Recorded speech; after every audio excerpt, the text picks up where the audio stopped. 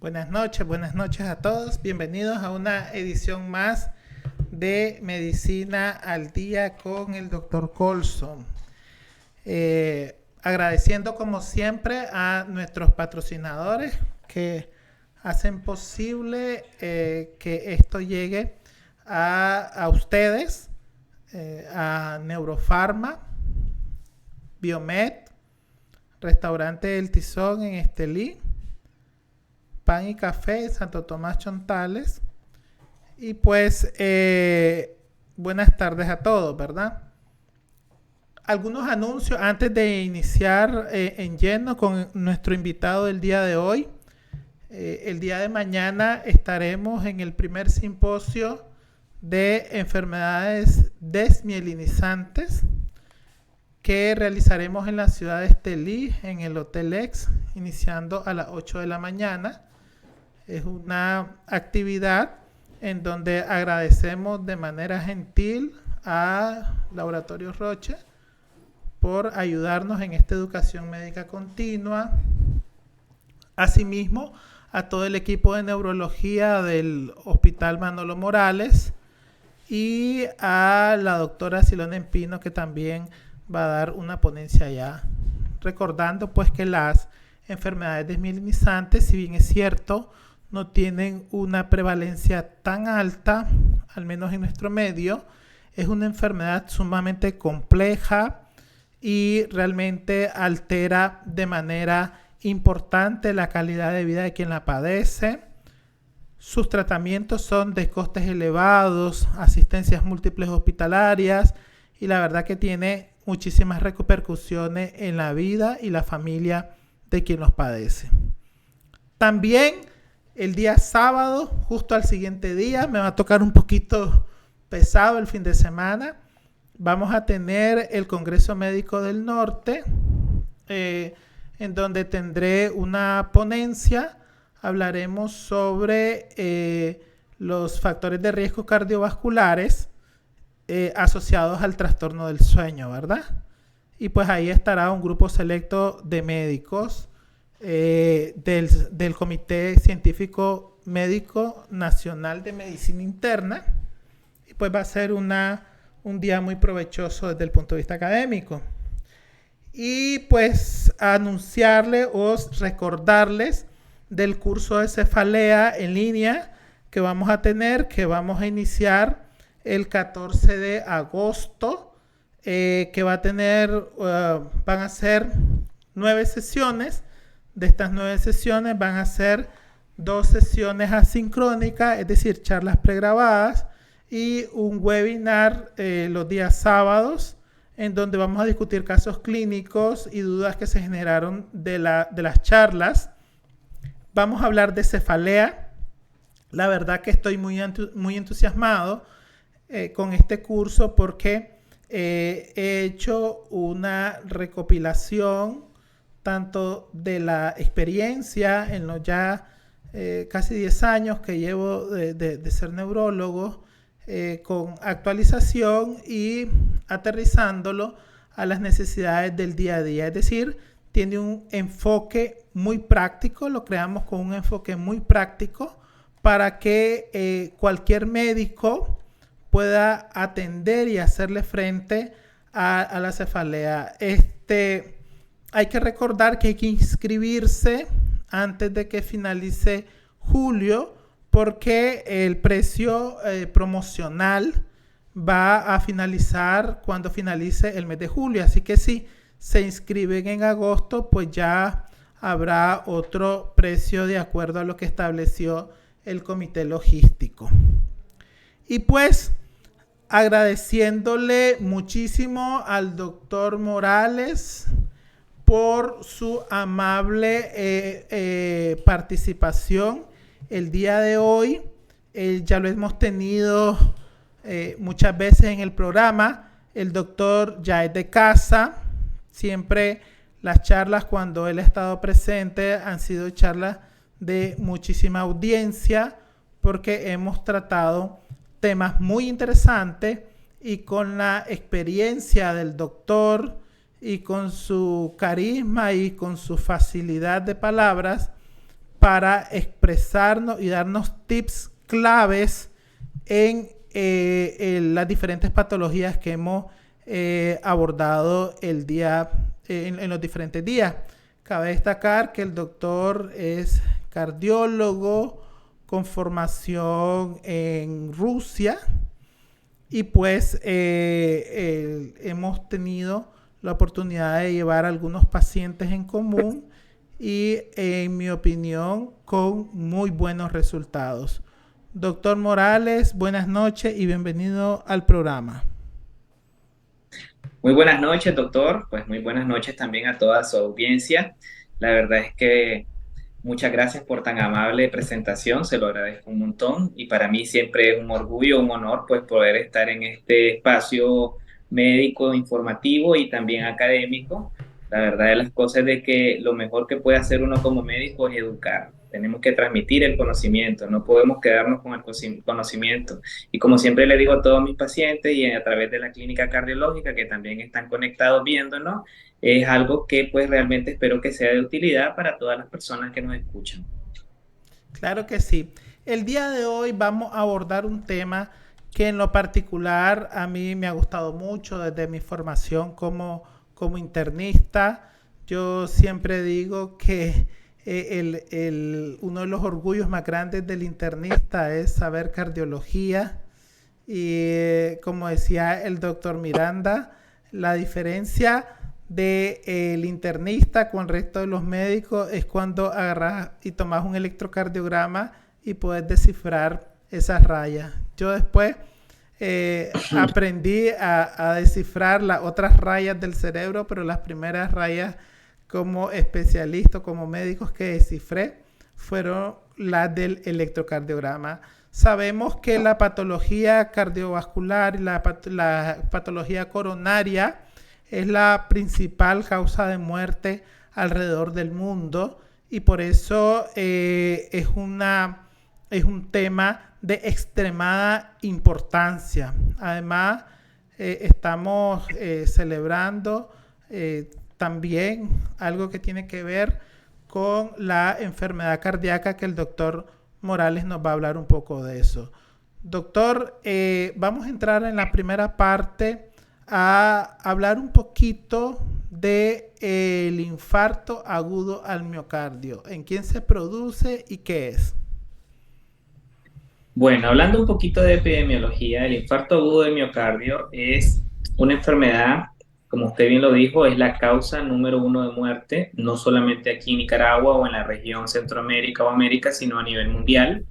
Y realmente es una enfermedad que años atrás, me acuerdo cuando yo comenzaba mi formación de cardiología, se hablaba del infarto generalmente en enfermedad del paciente adulto mayor. Es decir, se creía o se tenía un concepto de que en la prevalencia del infarto era más que todo en personas mayores de 60, 70 años. Sin embargo, la nueva información que se ha obtenido en los nuevos estudios ha reflejado de que el infarto ocurre a cualquier edad.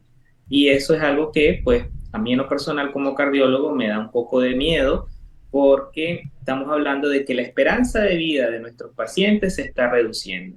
Es decir, no es lo mismo que te dé un infarto a los 70, 80 años que te dé un infarto a los 40 años o menos incluso, que es algo que hoy en día se está viendo. Claro, con mucha menor proporción del adulto mayor, pero sí lo estamos observando. Yo creo que no es nada nuevo para las personas que nos escuchan que tengan algún familiar, algún vecino, algún conocido que no llegó ni a los 40, 50 años y le dio un infarto.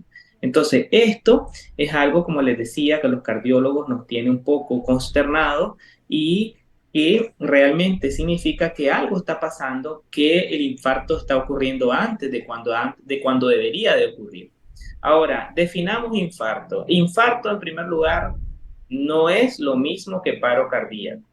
Hago esa aclaración de inmediato porque en la consulta mía diaria la gente usa esos dos términos como que fueran sinónimos. No sé si a usted le ha pasado también, doctor. Sí. Infarto creen que también es paro y nada que ver. El infarto es la obstrucción de la circulación arterial, ya sea por un trombo o por un coágulo o por un espasmo coronario. En palabras sencillas, es decir, el flujo sanguíneo a través del corazón se ve interrumpido y esa interrupción produce que la circulación no pueda seguir fluyendo, ocurriendo la muerte, la necrosis, la muerte de esas células del corazón que se conocen con el nombre de miocitos. Entonces, yo tengo aquí una maqueta que yo uso explicativa, donde podemos ver la placa ateromatosa. Vamos a buscar un marcador, tenemos aquí colesterol o triglicéridos, tenemos aquí un pedazo de circulación, un segmento de circulación, donde aquí, en esta área, donde prácticamente están uniéndose las dos placas ateromatosas de colesterol y triglicéridos, se forma un trombo. Para las personas no médicas, un trombo es un coágulo sanguíneo bastante duro, bastante fuerte, difícil de romper, que hace inmediatamente un bloqueo que no permite la circulación sanguínea de este segmento a este segmento. Entonces, esta área, si no se logra romper ese coágulo, si no se logra quitar ese bloqueo, esa área en cuestión de horas va a comenzar a necrosarse, va a comenzar a morir, produciendo lo que nosotros en cardiología llamamos infarto. Ok. Podemos decir, doctor, que el infarto es un desbalance entre el aporte y la demanda del corazón. Es decir, lo que el corazón demanda de flujo sanguíneo y oxígeno y lo que el flujo sanguíneo arterial a través de las coronarias está dispuesto, está en la capacidad de proveerle. Así es, así mismo, pero aquí falta solo una palabra, agudo, porque si no estaríamos entrando a otra patología que son los síndromes coronarios crónicos, cuando se da a través del tiempo y generalmente le da tiempo a las arterias coronarias a crear nuevas arterias coronarias, nuevas anastomosis que permitan que no haya una interrupción abrupta, una interrupción espontánea del fluido sanguíneo, por lo tanto, el aporte se logra dar por las vías alternas. En el caso del infarto, está recibiendo esa zona menor oxígeno del que necesita, es decir, hay mayor demanda y hay menor suplemento de oxígeno, por lo tanto, esto ocurre de manera aguda y es una enfermedad que es totalmente grave, que pone en riesgo la vida de la persona. O sea, si la persona no es atendida por un infarto de inmediato, estamos corriendo el riesgo de terminar con la vida del paciente. Doctor, hay algo que usted mencionó que me llama mucho la atención, que vemos a pacientes cada vez más jóvenes con infarto agudo del miocardio. Esto tiene que ver con el estilo de vida. Yo hace poco estaba viendo un video de la historia de Nicaragua, creo que en algún momento lo había comentado, y se miraban en las tomas pura gente delgada. Y ahora Ujú. miramos que la obesidad es un problema en países como México. 8 de cada 10 personas tienen al menos sobrepeso u obesidad. Empezamos a ver los cambios en los hábitos alimenticios, el sedentarismo, el aumento del tabaquismo. ¿Cuáles son esos factores que hacen que ahora personas más jóvenes estén con más problemas de cardiopatía isquémica aguda? Perfecto, doctor. Totalmente de acuerdo. Y esto es algo de que pues uno mismo lo ve en la calle. Yo siempre digo, antes cuando yo estaba pequeño, yo andaba en la calle de Rivas, que es mi ciudad natal, y yo miraba más que todo gente delgada. Ahora salgo a caminar y veo de que, no puedo decirte una estadística exacta, pero gran cantidad de las personas que uno ve en el día a día están en condiciones de sobrepeso o obesidad. Entonces, hay una legislativa de la Asociación Americana del Corazón, de la American Heart Association, que se le llama Life Essential 8, que significa 8 factores para tener una buena vida. Y de ahí nosotros podemos determinar, cuáles son esos factores. En primer lugar, el peso, ya usted lo mencionaba, el sobrepeso y la obesidad como factor de riesgo cardiovascular. Segundo lugar, el fumar. Las personas que fuman tienen más proporción o más riesgo de infarto agudo del miocardio que las que no fuman. Tercer lugar, la hipertensión no controlada. tenemos claro de que gran mayoría de los pacientes que vemos día a día, aparte de todas las comorbilidades que se presentan, tienen de enfermedad crónica e hipertensión. Entonces, el Life Essential Aid nos manda a controlar la hipertensión. Cuarto lugar, el azúcar, la diabetes. El paciente con mal control glicémico tiene más propensión del infarto. De hecho, en el tema, cuando usted lo puso en la publicidad en Facebook, queda claro de que el infarto agudo del miocardio es una enfermedad tanto de hipertensos como diabéticos. Entonces, siguiendo con la lista, tenemos la inactividad física. Como bien lo mencionaba usted, una cosa es que yo sea gordito y otra cosa es que yo sea delgado, pero no me mueva. Entonces, el paciente sedentario es un paciente en alto riesgo también. Tenemos también la parte de la grasa. Puede ser una persona delgada visualmente, pero si la grasa visceral está muy elevada, al hablar de grasa visceral me refiero a los famosos colesterol y triglicéridos. Entonces la recomendación es mantener el control de colesterol y triglicéridos. Y finalmente, que es algo por lo cual también recibí el curso con usted de somnología, el curso de trastornos del sueño. Hoy en día, eso fue a partir del año 2022. La octava medida de protección cardiovascular es dormir bien. Eso es algo que está sumamente actualizado, tiene menos de un año de haberse lanzado. Entonces, hoy en día, todos mis pacientes cardiovascular que atendemos en clínica cardiológica, les mandamos a dormir mejor, les tratamos de ayudar a dormir, porque el sueño está ligado a alto riesgo cardiovascular. Entonces, aquí tenemos una lista de 8 factores de riesgo bien importantes que si el paciente los toma en cuenta y hace las modificaciones pertinentes, vamos a disminuir grandemente el riesgo de sufrir o de padecer esta enfermedad. Y doctor, ya apareció en la guía, aunque en mi opinión todavía muy poquito. Hace falta que en las guías de cardio el tema del sueño le den como Sí, unas guías buenas paginitas. no lo han puesto como tal porque las nuevas guías, bueno, acuérdense que en el caso mío, pues la Sociedad Europea de Cardiología es la que me rige como cardiólogo y yo puedo mencionar que para este tema infarto agudo del miocardio uno tiene que estudiar bien dos guías. El infarto agudo del miocardio con elevación persistente del segmento ST y el infarto agudo del miocardio sin elevación del segmento ST. La primera, del 2020, es la más reciente, estamos hablando 3 años atrás, y la otra es del 2017. Entonces, esta guía próximamente, en los próximos congresos de la Sociedad Europea de Cardiología, se pretende, de hecho, en el grupo formador, en la información que nos mandan, se pretende que ya se va a incluir el sueño como medida de prevención para el infarto. Así que pues estamos esperando. Por eso es que yo creo, doctor, que todavía no han aparecido, porque la guía pues ya tiene sus añitos, 2020, 2017, y recordemos que lo que promulgó la Sociedad Americana del Corazón fue en el 2022, es decir, el año pasado. Entonces esperamos de ya que la nueva información incluya la relevancia del sueño, la importancia que tiene el sueño para evitar este tipo de problemas. Claro que sí. Aquí hay una pregunta que realizan que tiene que ver con una de las preguntas pues que le iba a realizar, doctor. ¿Cómo es el cuadro clínico? ¿Solo el dolor es la expresión clínica de un infarto agudo al miocardio? ¿Cómo podemos diferenciar el dolor de un infarto de otros tipos de dolor? Excelente. Pregunta clínica útil para tanto para pacientes como médicos. La angina de pecho, vamos a definir las cosas bien. La angina de pecho es lo que se conoce como el dolor de tipo cardíaco por infarto. El dolor de pecho puede ser ocasionado por múltiples estructuras, no vamos a entrar en detalle, rápidamente poder decir que un dolor en el pecho puede ser por osteocontritis, puede ser por dolor pulmonar, dolor pleural, puede ser incluso por dolor de epigastrio, una epigastralgia bien pegada puede simular el dolor que puede presentar un paciente con dolor de pecho, pero cuando hablamos de angina de pecho, la angina de pecho tiene tres características. Primera, localización en zona precordial, esta región.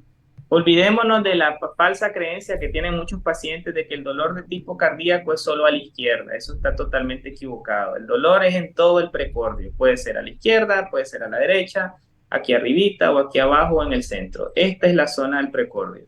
Segunda característica, de carácter opresivo. El dolor de infarto generalmente, y digo generalmente porque este es lo típico, después vamos a hablar de lo atípico. La presentación típica es como una compresión.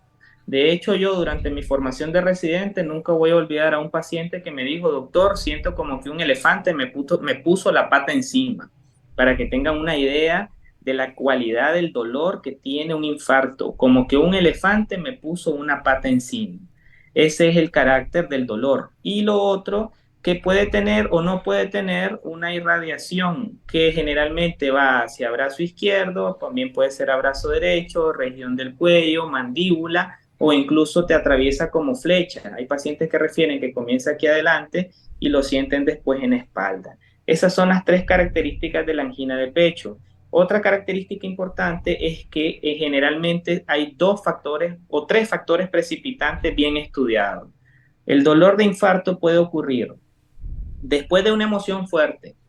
Yo siempre hago el chile, pero es cierto, de una discusión con la pareja, una mala noticia, un luto, etcétera, etcétera. Después de una emoción fuerte. Incluso hay un dato bien curioso de un paciente que se ganó la lotería y cuando se dio cuenta que se ganó la lotería le dio el infarto. Después de una emoción fuerte. Segundo lugar, también puede ser ocasionado el dolor de infarto por una buena comida. Quisiera decir la palabra que todos como buenos nicas sabemos, después de una gran comida nos puede dar un infarto. Está bien estudiado que las comidas copiosas, abundantes, grasosas, pueden precipitar un infarto. Y en tercer lugar, el ejercicio físico extenuante. Cuando una persona no está acostumbrada a hacer ejercicio y por X y motivo le toca pegar una buena carrera, una buena actividad física con bastante demanda, por eso que usted mencionaba al inicio, hay mayor demanda de lo que hay, eso puede ocasionar un infarto. Esas son las características típicas. Entonces, un paciente con una historia de un dolor de tipo opresivo, con irradiación al brazo izquierdo, que tuvo una discusión con la esposa y llega a la emergencia, hay alta probabilidad clínica de que sea infarto. Y doctor, los equivalentes anginosos, como por ejemplo la disnea, que a veces se nos va a preguntar, ¿ese tiene algún valor, algún peso independiente, aún en pacientes sin dolor? Y esta otra pregunta, los infartos asintomáticos, sobre todo en la población diabética. Así es, ya vamos al grupo, así como le decía, yo le hablaba de la forma típica, pero hoy en día existe una gran proporción de pacientes que te van a llegar a la emergencia con nada de lo que anteriormente habíamos hablado. Dentro de este grupo, los de presentación atípica son tres. El diabético, como usted lo acaba de mencionar, doctor, la mujer por lo general presenta síntomas atípicos, más atípicos que el hombre, y el paciente adulto mayor o paciente frágil. Estos tres tipos de pacientes pueden estar presentando un infarto y no manifestar absolutamente nada, más que los síntomas atípicos, que no son bien comunes, por eso es que el clínico tiene que saberlos. El primero de ellos son síntomas del sistema nervioso autónomo, sudoración, helazón, sofoque, calores, sensación de angustia, falta de aire, de como que no pueden respirar, puede ser también el síntoma de un infarto, aunque también ya sabemos, usted mejor que yo lo sabe como neurólogo, que eso puede ser ocasionado por múltiples cosas también. Otro síntoma atípico es el dolor o el infarto silente, que es el paciente que no tiene absolutamente nada de dolor, que no tiene ningún síntoma. Y el otro tipo de síntoma es la disnea. De hecho, la disnea hoy en día se sabe que es un equivalente anginoso. ¿Qué significa eso? Que sobre todo recordemos los tres grupos de personas atípicas, el paciente diabético, la mujer y el paciente adulto mayor. Una mujer ya en edad media, 50, 60 años, que se presenta a la emergencia con una dificultad para respirar, con una disnea aguda y al momento del examen físico lo vemos prácticamente normal, tenemos campos pulmonares limpios, no tenemos ningún estertor, ningún ruido que nos pueda justificar la disnea por origen pulmonar, mi recomendación como cardiólogo es que le hagan de inmediato un electro. Háganle un electrocardiograma porque la disnea de esa mujer o la disnea de ese paciente puede ser un equivalente anginoso de que está sufriendo un infarto agudo en ese momento. Hay un comentario del doctor Javier Morales, Nelson Javier Morales, de allá de Matagalpa. Él Ujú. dice, el infarto al miocardio ya no es sinónimo de oclusión por placa. Se han demostrado teorías de isquemia sin placa, como la erosión de la placa o fisura sin trombo. Y el porcentaje nada despreciable de no oclusivos. ¿Cuál es el peso pronóstico que ha traído estos nuevos conocimientos fisiopatológicos? Este grupo de patologías que menciona el doctor Morales, tocayo también, se pronuncian con el nombre o se engloban con el nombre de MINOCA, que son las siglas en inglés de infarto agudo del miocardio no obstructivo. Y estamos en total de acuerdo, pues, de que son infartos producidos donde no hay una obstrucción por un trombo o por un coágulo, como mencionábamos al inicio. Obviamente su porcentaje de aparición es mucho menor que el porcentaje de infartos por trombo o por obstrucción, pero sí es importante. Y en estos casos, los conocimientos fisiopatológicos los hemos adquirido gracias a los nuevos estudios de imagen que hoy en día contamos. De hecho, pues lamentablemente no están tan a disposición todavía, no todo el mundo tiene los recursos para hacerlo, pero el paciente que puede hacerse el angio-TAC, que es la tomografía de las arterias coronarias, por ejemplo, podemos ver de que tal vez en este caso el paciente no tiene ningún tipo de placa ateromatosa o no tiene ningún trombo que esté ocluyendo que esté ocluyendo la circulación, perdón, pero podemos ver que hay un espasmo, por ejemplo. Entonces, esto es muy importante poderlo diferenciar cuando ya tenemos al paciente con el infarto, porque de eso va a depender el tratamiento. Es decir, un paciente no obstructivo no se va a beneficiar, por ejemplo, de un cateterismo, de un tratamiento invasivo, porque no hay ningún coágulo, ningún trombo que destruir. Entonces, en estos casos, es importante estar consciente, los clínicos tenemos que leer el capítulo de Minoca, que es los infartos sin obstrucción, para poder manejar este tipo de pacientes. Claro, excelente respuesta.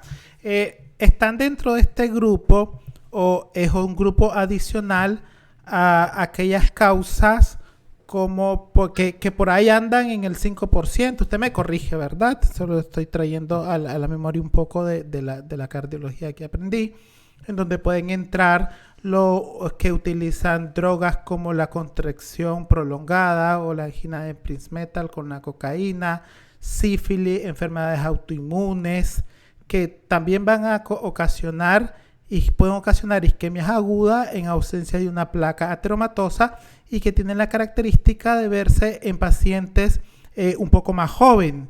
Y una mención especial, doctor, a este tema de la homocisteína. ¿Qué rol juega la homocisteína en este tipo de infartos?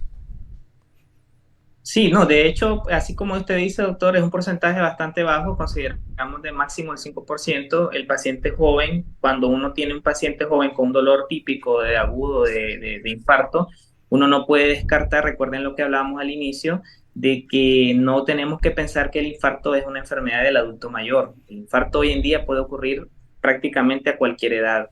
Y cuando yo tengo pacientes jóvenes, incluso de 20 y pico de años, y vienen, una pregunta regla que hay que hacer siempre en la confianza médico-paciente es saber si usa drogas, saber el tipo de drogas que usa, porque la cocaína está altamente asociada a la aparición de espasmos coronarios. Entonces, en el caso de la homocisteína, los niveles de homocisteína en sangre se encuentran elevados en estos pacientes. Todavía no es un biomarcador muy bien estudiado, por así decirlo, porque no se le manda de rutina, o sea, no a todo paciente con angina de pecho se le va a mandar, pero en algunos casos pertinentes pudiera hacerse el estudio si hay disponibilidad y se va a encontrar de que sí están elevadas y de que el riesgo de una lesión de la parte de la íntima, de la íntima de la arteria coronaria pudiera producir mayor daño a esta, pudiera producir erosiones.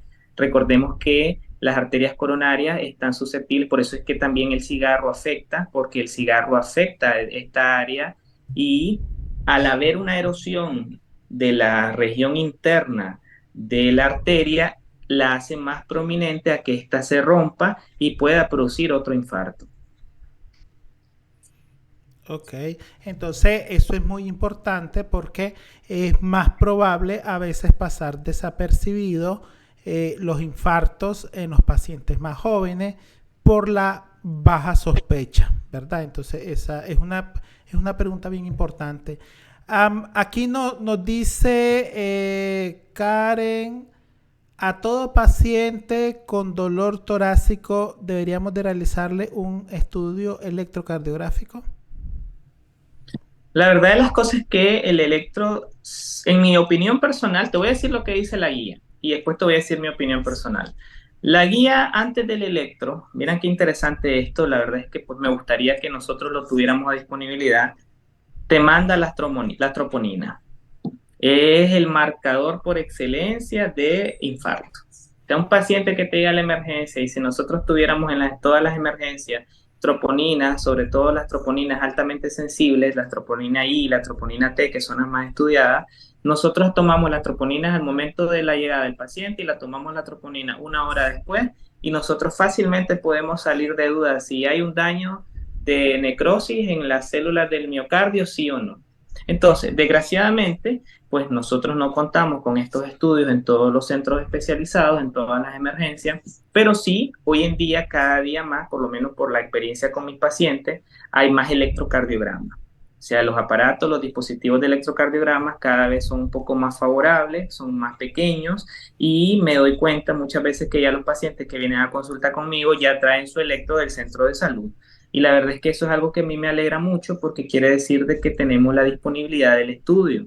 Entonces, un paciente que aparece con dolor de pecho para característico o no característico, puede ser típico o atípico, y tenemos en la unidad de salud, tenemos en emergencia el electrocardiograma, hagámoslo.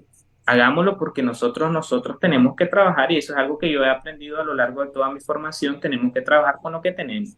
Entonces, si tenemos el estudio, vale la pena. La tira del papel electrocardiográfico, pues hoy en día se consiguen bastante favorables, se consiguen muy a menudo. Se le puede hacer una tira electrocardiográfica en el momento de la llegada del paciente y una hora después volver a repetirla. E incluso se puede repetir cada 30 minutos, mencionan algunos estudios, para de esta manera ir viendo la evolución electrocardiográfica de ese dolor. Eh, en Neurofarma, de hecho, hay las tiras, las cintas para electrocardiograma, ¿verdad? Sí, aquí haciendo un comercial. Y están disponibles, ahora son más disponibles que nunca. Realmente, pues yo sé que años atrás, cuando yo estudiaba todavía medicina general, no se contaba con electrocardiogramas en todos lados, pero hoy en día sí, entonces hay que usarlo, vale la pena. Es una herramienta diagnóstica muy potente para descartar un infarto.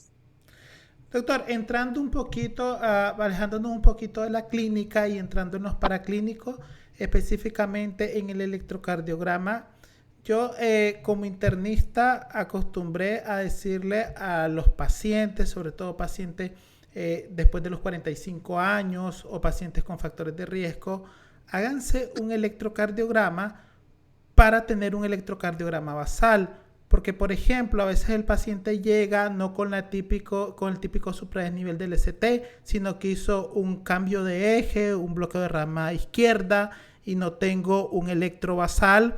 ¿Esta práctica sería recomendable o no sería recomendable? ¿Cuál es su opinión? Realmente sí, doctor. Volvemos a lo que hablábamos hace un momento. Le voy a contar un poco de mi experiencia en mi consulta. En mi consulta, cuando viene un paciente, tenga o no tenga síntomas cardiológicos bien establecidos, yo siempre le digo, bueno, ahorita pues acabamos de valorar cómo está el estado del corazón en el examen físico, pero sí, siempre un cardiólogo debe tener la herramienta básica del electro. Entonces yo les digo, les aconsejo de que nos hagamos un electro, como dice usted, un electro basal, es decir, un electro en primera instancia, para ya tener un registro de cómo está el corazón electrocardiográficamente hablando en ese momento, aunque no esté con la sintomatología típica del infarto. Entonces hay algunas situaciones que se presentan en el infarto en momentos bastante iniciales de la enfermedad. Una de ellas es el bloqueo de rama izquierda, como usted bien lo mencionaba. Otra de ellas también, incluso antes de ver variaciones en el segmento ST, es la elevación de la onda T. Tenemos ondas T picudas. Cuando ustedes vean ondas T picudas, puede ser simplemente alteraciones de la repolarización, pero también puede ser ya síntomas premonitorios de infarto. Tenemos también en el segmento ST, recordemos que no siempre se va a mover, entonces que tenga un ST estable en la línea basal no quiere decir de que no sea un infarto. Entonces en estos casos, pues el consejo es repetir el electrocardiograma por lo menos 30 minutos después. Eso es algo increíble que yo lo aprendí en mi formación de residente de cardiología, porque es cierto, el paciente llegaba, el paciente europeo es muy responsable, el paciente europeo en cuanto le da el dolor no se queda esperando a que se le quite, como lo hacemos nosotros por lo general. El paciente europeo le da el dolor, inmediatamente se va a la emergencia. Y como llegan ahí nomás a los 10, 15 minutos de aparición del dolor, muchas veces el electro no dice nada. Entonces ahí es donde se comete el error, tal vez a veces pecamos por inocentes, de decir, no, pues el electro salió normal, démosle ahí un ibuprofeno para el dolor y mandémoslo para su casa. No, este paciente debe dejarse, por lo menos ahí en sala de observación, 1 o 2 horitas, se le repite un nuevo electro y si aún así el electro sigue normal, entonces ya uno ya pudiera darle de alta más seguro. Pero si el electro ya comienza a ver cambios, como por ejemplo lo decíamos, bloqueo de rama izquierda, ondas de picuda, ya vemos una depresión o una elevación del segmento ST, entonces ahí sí nosotros decimos, no, este señor está realmente sufriendo un infarto, pues nosotros no nos podemos confiar. Entonces, la importancia del electrocardiograma en el estudio del infarto agudo del miocardio está sumamente comprobada. Vuelvo y repito, no me cansaré de decirlo, es un estudio cada vez más disponible. Entonces, aprovechémoslo, usémoslo. Realmente podemos salvar vidas sabiendo leer bien un electro. Sí, eso es bien importante porque a veces se piensa que el electrocardiograma debería de ser como propiedad del internista o del cardiólogo. En mi opinión, y eso ahí me disculpo si tal vez estoy diciendo algo inadecuado, creo que la formación de pregrado de electrocardiografía está algo deficiente. Creo que se tendría que mejorar porque la interpretación básica, no estamos hablando de lo que hacen ustedes los cardiólogos, estamos hablando de las lecturas rápidas que van a salvar vidas en las emergencias. Y también yo ahí tengo una opinión, doctor, y usted me gustaría me corrija si no es así. Yo siempre digo, el electrocardiograma que veamos elevación del ST es más marcador de severidad que de diagnóstico porque el diagnóstico lo va a dar la clínica del paciente y hay algunos marcadores como por ejemplo las troponinas IT y en menor medida la CKMB que no es tan específica que yo le digo a los residentes no me interesa mucho si no tengo elevación del ST, el electro típico. Pero si yo tengo un dolor anginoso que tiene una duración más de 20 minutos, ya no se diga si se me elevan las troponinas, ese paciente debe manejarse como tal. Respecto a los dos comentarios que acaba de hacer, bueno, vamos a hablar con el primero. La formación de nosotros como médicos generales es deficiente en el electrocardiografía, totalmente de acuerdo. Es un poco triste que todavía en las unidades de salud nosotros tengamos electrocardiogramas bastante claros, evidentes, que no requieran tal vez mucho estudio, pero que son totalmente mal interpretados, pero al final de cuentas el problema viene desde la formación. Entonces yo siempre insto a las unidades formadoras de médicos, a las escuelas de medicina, de que no vamos a profundizar en electrocardiografía clínica avanzada, pero sí existe algo que se llama electrocardiografía básica. De hecho, pues no sé si me permite el atrevimiento, pero existe un libro bastante interesante de español, Miguel Valle de Luna, que se llama así exactamente, Electrocardiografía Básica de Miguel Valle de Luna. Fue uno de mis maestros en España. Es bellísimo y te muestra imágenes. Al final de cuentas, el electro es saber reconocer imágenes. Olvídense de que la despolarización del negativo, positivo, positivo, negativo, métanse de un solo a ver imágenes. Si ustedes reconocen los patrones de imágenes, a la hora que tengan la tira electrocardiográfica, van a decir, oye, esta imagen es de bloqueo, oye, esta imagen es de infarto, esta imagen es de pericarditis, esta imagen es de esto. Eso es lo que yo me gustaría a mí enseñarle a la gente, a reconocer imágenes porque el reconocimiento de imágenes en el electro puede salvar vidas. Ahora, hablando un poco acerca de el diagnóstico como tal, el diagnóstico está bien establecido por 3 pilares. Son tres pilares fundamentales que nos recomiendan las guías para nosotros establecer bien el diagnóstico. No puede ser por separado cada uno de ellos, tienen que ser los tres en conjunto. De hecho, hay algo que se llama en la guía como probabilidad pretest. Me gustaría que lo revisaran y en la probabilidad pretest va aumentando si se va consolidando los tres pilares. ¿Cuáles son? La presentación. Paciente con presentación típica o presentación atípica es un pilar. Es la clínica, como usted bien lo menciona. O sea, desde ahí nosotros tenemos que desarrollar el sentido del olfato. Yo siempre le digo a la gente, uno va desarrollando conforme van pasando los años un olfato de que este tipo de pacientes lo tiene que reconocer de que es una emergencia. Segundo lugar, apoyar la clínica con el electrocardiograma. La electrocardiografía vendría siendo el segundo pilar. Habrá electrocardiogramas de pacientes normales que están sanitos, como que no pasara nada, pero están con clínica. Y habrán pacientes que no tienen clínica, pero tienen electrocardiograma alterado. Y el tercer pilar, que es el examen que pues desgraciadamente no contamos en todas las unidades, son las troponinas.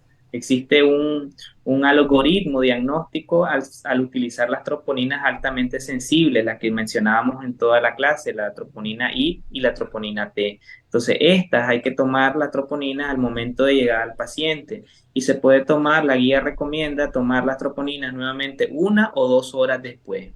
Entonces, si tenemos pacientes sintomáticos, tenemos un electrocardiograma sugerente de y tenemos troponinas elevadas, reciba todo su tratamiento de infarto, por favor, de inmediato. No me dejen ir ese paciente. Ya después el criterio clínico ya puede ir variando. Habrá pacientes que tendrán solo la clínica, tendrán síntomas de electronegativo, pero tendrán troponinas positivas. Entonces, dos pilares, la clínica y las troponinas, es infarto.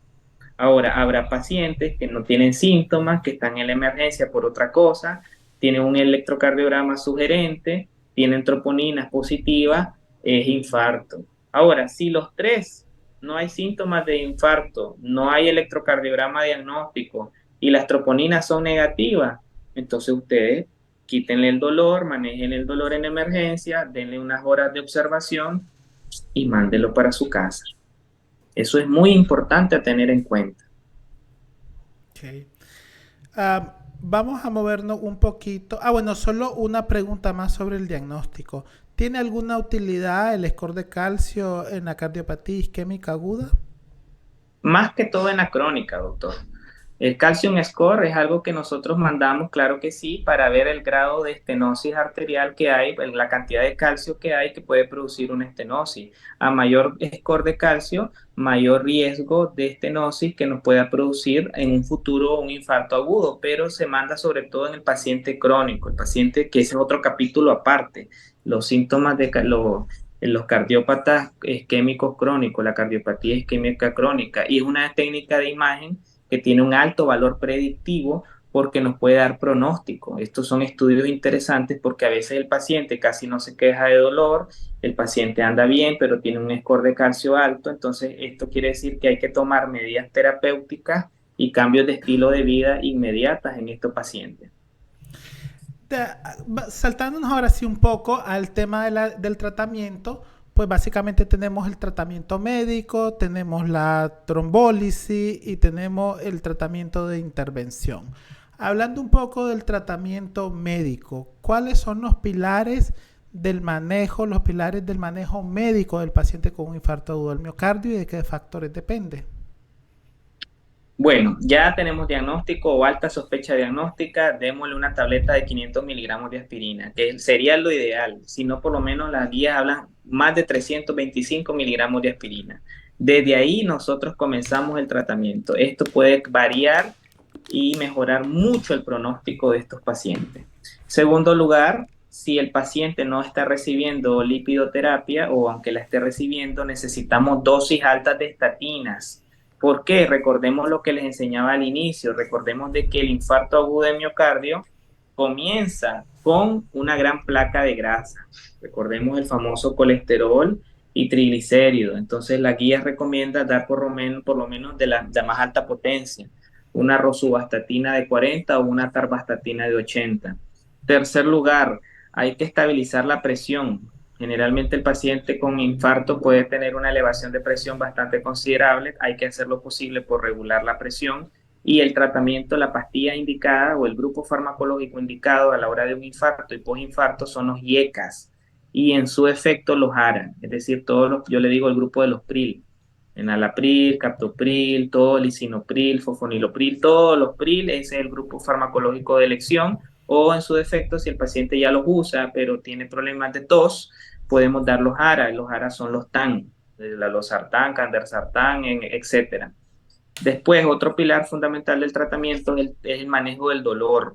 Se ha encontrado estudios donde el paciente con mejoría del dolor es un pronóstico positivo para el infarto, es decir, hay que buscar la manera de reducir el dolor. A veces lo vamos a conseguir, a veces no. Incluso se puede recomendar, según algunas guías, el uso de morfina para tratar este tipo de dolores o analgésicos bien fuertes. Aquí viene el papel importante del parche, los parches de nitroglicerina se pueden utilizar todo como parte del tratamiento médico.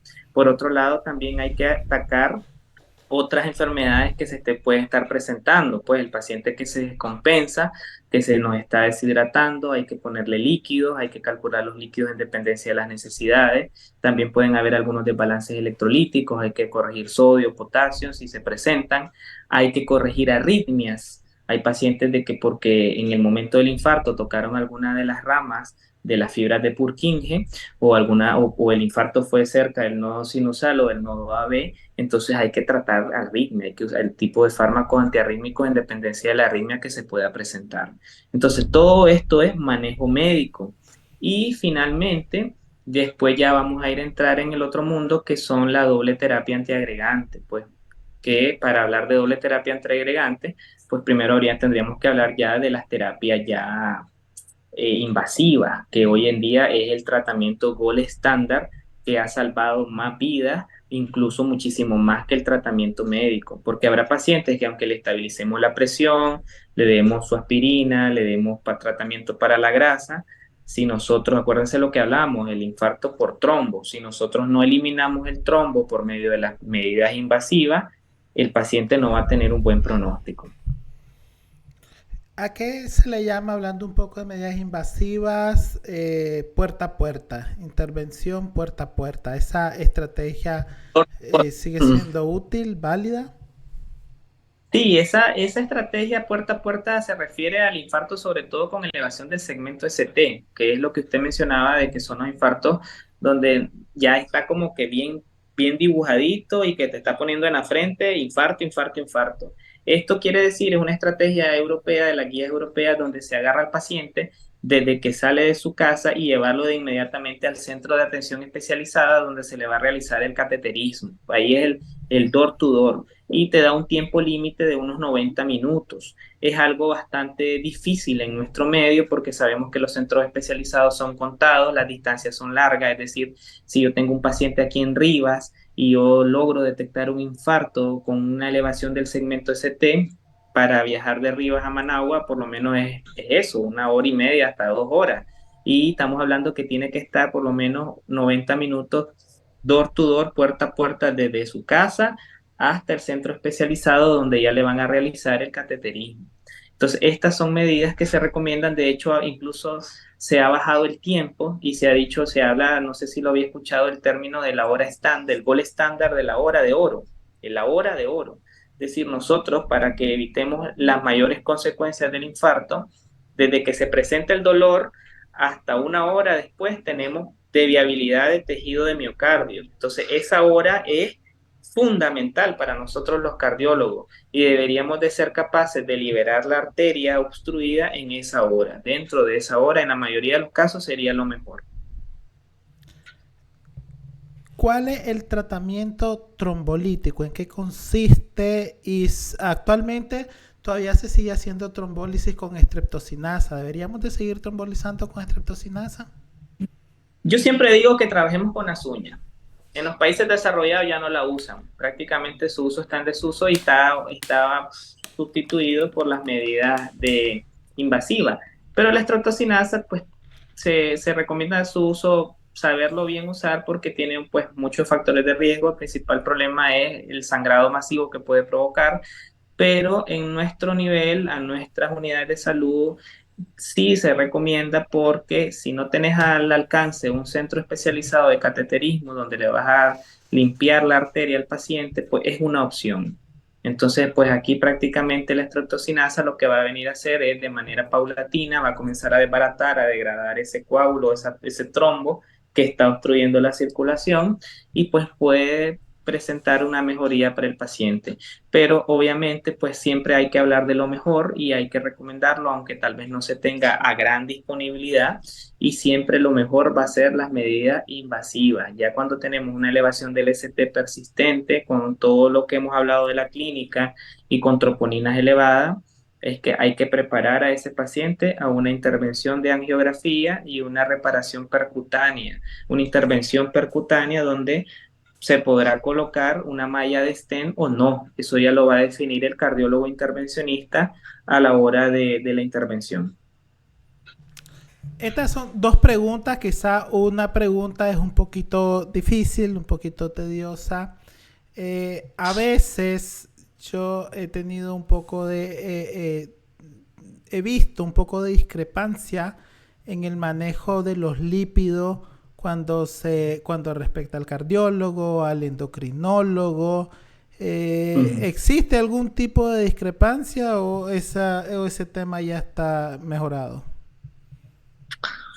Bueno, desde el punto de vista cardiológico, mi interés va a ser reducir esa masa de grasa a la mitad en el menor tiempo posible. Cuando yo tengo un paciente con alto riesgo de infarto o un paciente poinfartado, porque eso es algo importante que quiero mencionar en esta entrevista, en este espacio, el paciente que ya le dio un infarto tiene altas probabilidades que le repita. Y el mayor riesgo es en las primeras semanas post-infarto. O sea, si le dio un infarto ahorita, en las próximas semanas son cruciales porque le puede dar un infarto. Entonces, dejando a un lado el endocrinólogo, lo que a mí me interesa como cardiólogo es reducir esto.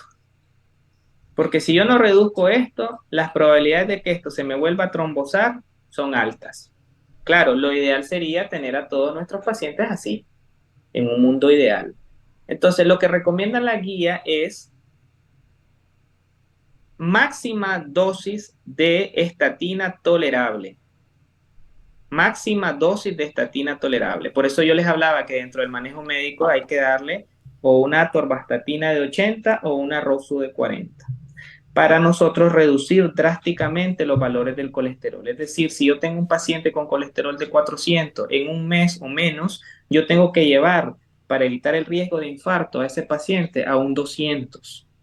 Ya después yo ya puedo reducir la dosis de la estatina. Yo ya después puedo bajar mi rosu o mi atorvastatina a un nivel más bajo y ya le puedo ir haciendo de manera paulatina con controles mensuales de su colesterol. Lo mismo pasa con los triglicéridos.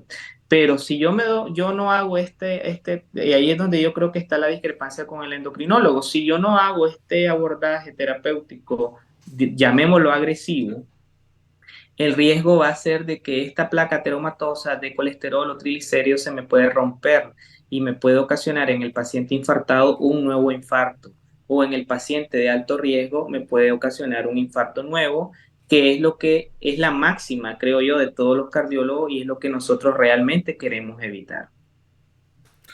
La segunda pregunta, que tal vez es un poquito difícil, es, ¿estamos listos nosotros para atender de manera, con toda la ley, de manera óptima a un paciente con un infarto agudo al miocardio?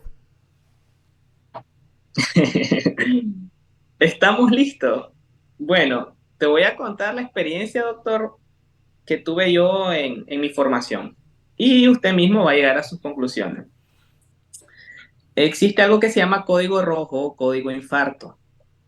Y el código infarto es algo que ya la gente ya lo tiene establecido, pues ya ellos tienen un número de emergencia donde marcan el número, ahorita pues no lo recuerdo para serlo honesto, desde su casa cuando presentan este dolor, el dolor típico, ya uno le da clase a la gente está bien informada, entonces presentan el dolor, marcan ese número inmediatamente el hospital más cercano, porque pues los hospitales están bastante cerca, como en Managua, el hospital más cercano saca su ambulancia con un paramédico y un chofer, el paramédico bien entrenado en manejo médico de infarto, con un electrocardiograma dentro de la ambulancia. Entonces el paciente, perdón, la ambulancia con esas características llega a la casa del paciente, de inmediato se le aplica manejo médico y se le hace su electrocardiograma. Si el electrocardiograma es sugerente de infarto, la misma ambulancia se encarga de trasladar al paciente al lugar donde se le va a realizar el cateterismo. Óigase bien, no es cuestión de que lo voy a llevar aquí y después de aquí lo vamos a trasladar, no. La misma ambulancia tiene la obligación de llevar a ese paciente al lugar. En el caso donde yo estudié en Belgorod, había el Centro Nacional de Cardiología, entonces la ambulancia llevaba ahí a donde estábamos rotando nosotros en el área de intervencionismo al paciente. Ahora, ese era en el mejor de los casos. Ahora, si el paciente no tenía un electrocardiograma sugerente de infarto, entonces en este caso pues le daba más tiempo a la ambulancia y ya no lo llevaba al centro especializado de cardiología, sino que lo llevaba al hospital más cercano, para que en este caso pues ya fuera atendido en emergencia. Ahora, otra cosa que yo aprendí también en esta zona, hablando del código rojo o código infarto, es la comunicación continua. Estos médicos están conectados directamente por una vía satelital donde tienen su walkie-talkie y están en constante comunicación con los centros especializados o con las áreas de emergencia. Entonces, cuando me tocó rotar en emergencia en uno de los hospitales locales, era muy común una llamada por walkie-talkie de la ambulancia, donde nos decían, doctor de turno, esté preparado en emergencia en la puerta porque en 10, 15, 20 minutos le voy a llevar un paciente con tales y tales y tales características, de nombre tal, y entonces ya uno inmediatamente tomaba su carrito de paro, porque eso es otra cosa, tener listo el carro de paro, y agarraba su carrito de paro, se iba a la puerta con la enfermera a esperar al paciente y desde la entrada nosotros tomábamos a ese paciente y le realizábamos el tratamiento adecuado. Entonces, creo que con esto, pues nosotros nos damos cuenta de que no presentamos estas condiciones, pero se puede hacer. Yo siempre soy bien optimista. Creo que nosotros tenemos que trabajar con lo que tenemos. Pero también es importante, yo pienso, y eso es algo que yo le agradezco, pues realmente al Señor, la oportunidad de haber estudiado afuera, porque uno se da la oportunidad de conocer y traer esa información aquí para poderla aplicar en nuestras unidades de salud. Pero eso es, doctor, el manejo del infarto en otros países. Y obviamente esto no es algo que lo han sacado de la bolsa ni lo han sacado de la noche a la mañana, es algo que lo han venido trabajando bajo varios estudios, bajo bastantes equivocaciones y han ido aprendiendo para hacerlo.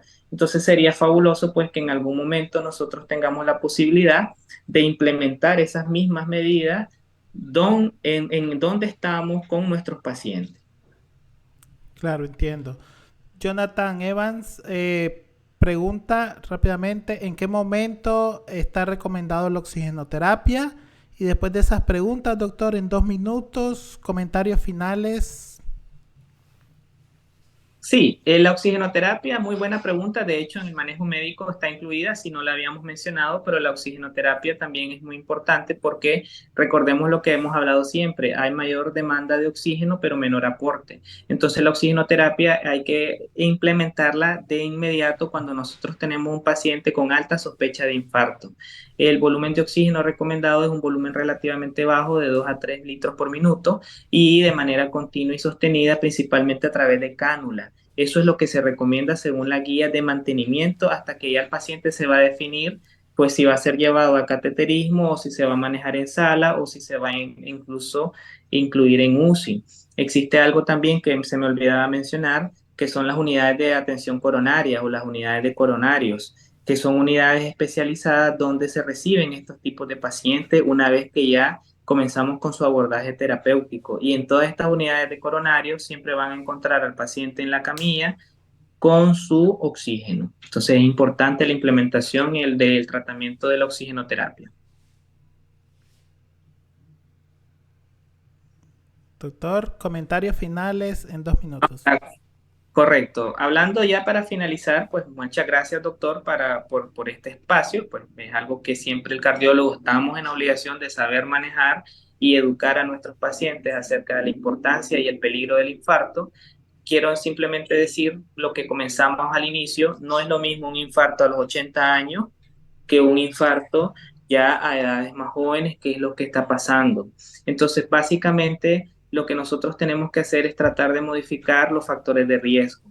Antes de caer en pastillas, yo siempre digo que es mucho más barato y mucho más fácil prevenir que tratar. La gente, pues la frase yo sé que es prevenir que lamentar, pero en cuestión de infarto aquí es prevenir que tratar. Entonces, prevengamos, dejemos de fumar si lo estamos haciendo, hagamos ejercicio, perdamos peso, tratemos de consumir más verduras, más ensalada, tratemos de consumir menos frituras.